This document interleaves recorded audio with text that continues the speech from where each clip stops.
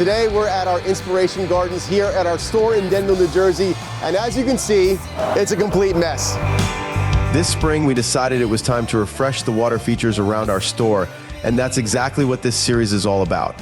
Over the next couple of episodes, we'll either build from scratch or renovate waterfalls and ponds at our Inspiration Garden, so you can enjoy the freshwater feature lifestyle when you visit our store.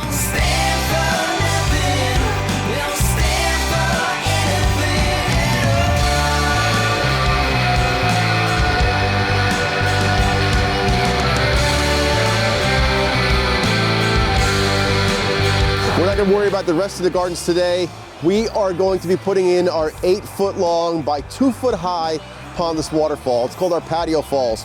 So we've got a blank space here that we're going to transform into a beautiful cascading set of waterfalls. It's going to have some pooling areas. We're going to have about a 100-gallon reservoir in here flowing about 3,000 gallons an hour. Now in this scenario, this is one of our display gardens. We want people to be able to come up in the gardens and see vignettes of different water features that they could picture in their backyard. This is really going to help you get a feel for what it's like to have an 8-foot long pondless. Our first order of business is we're going to kind of get this thing reestablished, the grade, so it's like we're starting in a fresh backyard. Then we're going to go ahead and put in our reservoir. It's going to consist of 5 small aqua blocks along with our pondless pump vault. From there, we'll start creating our waterfall. We'll be using one piece of liner for this entire project. It's going to be a 15 by 20 foot liner, along with our fabric on the bottom and the top like we always do. Now there will be a future patio here, so I'm going to establish my elevation off of what that's going to be. I want to sink the top of my reservoir down below the ground about 6 inches. That's going to allow me to do some rock work where it gives it a nice sunken feel, almost like it's falling back underground before it recirculates to the top, and you'll see what that looks like at the end. Let's get this marked out, get our elevation established, and get ourselves a reservoir in the ground.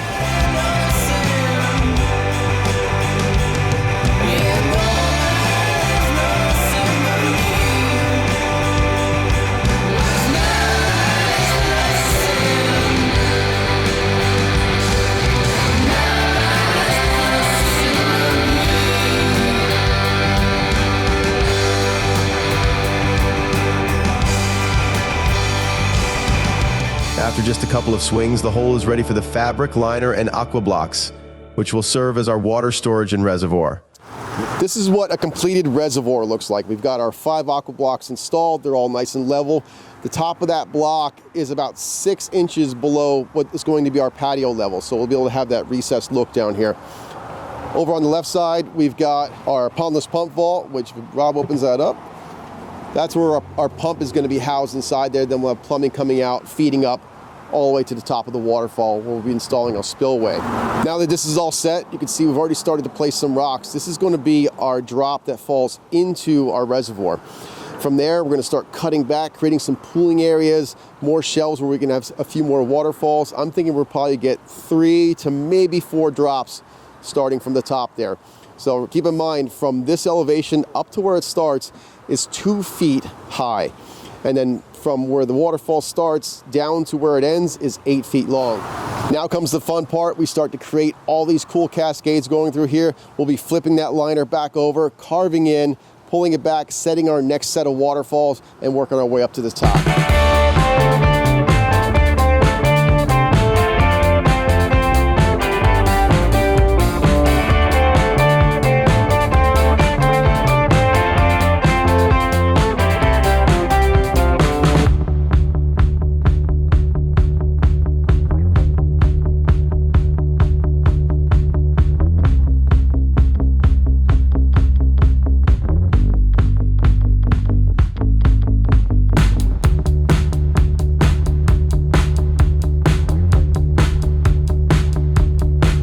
With the reservoir built, we continue setting the rocks. Kevin will explain how we position them to ensure a smooth flow for the waterfall.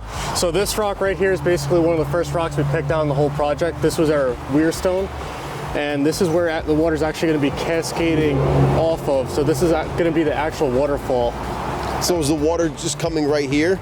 Yeah. Okay. So right here is kind of where the waterfall is coming out, like you were talking about before. These are our frame rocks. These are actually framing the weir stone, and that basically corrals the water to kind of go where we want it to go.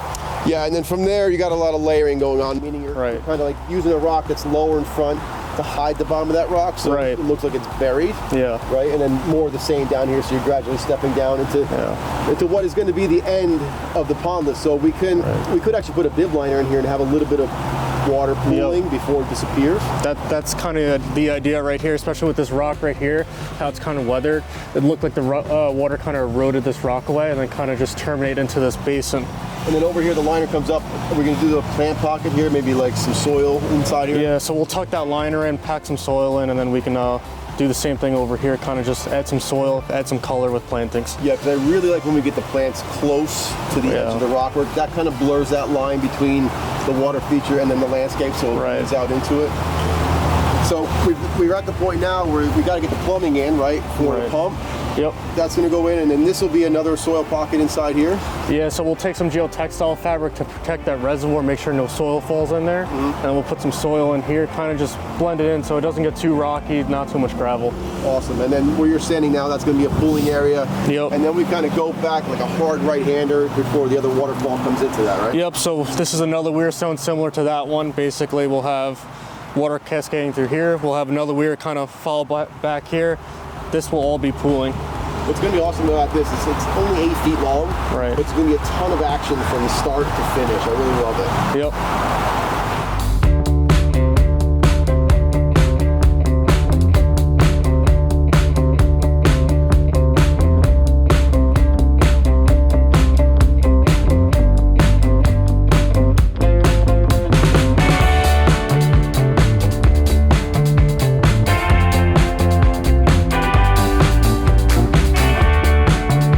So right over here is where we're actually going to be terminating this pondless waterfall. So right behind this last rock of our weir stone, which we were talking about before, this will be our last cascade. Right behind this, we're actually going to be using our waterfall diffuser.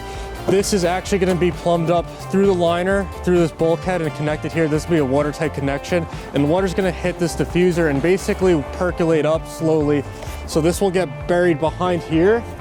That way you don't see it at all. You won't see any components. You don't even know where the water starts up. It's just going to slowly well up and then go over the cascade.